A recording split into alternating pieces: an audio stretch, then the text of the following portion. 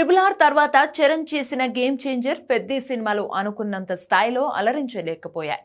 ఈ రెండు సినిమాల కోసం చరణ్ చాలా సమయం కేటాయించాడు. ముఖ్యంగా గేమ్ చేంజర్ కోసం చాలా టైం వేస్ట్ చేశాడు. కానీ రిజల్ట్ తేడా కొట్టేసింది. అందుకే ఇప్పుడు RC-17 విషయంలో చెర్రీ కీలక నిర్ణయం తీసుకున్నట్లు తెలుస్తోంది. ఇక నుంచి సినిమాల వేగాన్ని పెంచాలని గట్టిగా నిర్ణయించుకున్నట్లు సమాచారం. గతంలో ఒక సినిమా పూర్తయిన తర్వాత మరో సినిమా ప్రారంభించడానికి చాలా సమయం తీసుకునే చరణ్ ఇకపై లాంగ్ బ్రేక్స్ తీసుకోకూడదని భావిస్తున్నారట. బ్యాక్ టు బ్యాక్ సినిమాలతో ప్రేక్షకులను అలరించడానికి సరికొత్త ప్లాన్స్ తో ముందుకు సాగాలని చూస్తున్నారట.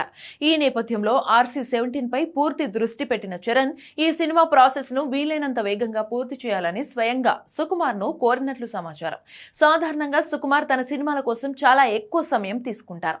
కానీ RC-17 విషయంలో మాత్రం వేగం పెంచక తప్పదని టాక్.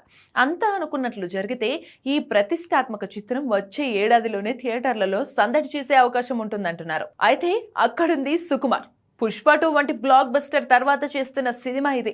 పైగా బ్లాక్ బస్టర్ రంగస్థలం తర్వాత సుకుమార్ రామ్ చరణ్ కాంబినేషన్ లో వస్తున్న సినిమా ఇది. కాబట్టి లెక్కల మాస్టర్ తో అంత ఈజీగా ఉండే ఛాన్స్ అయితే లేదు.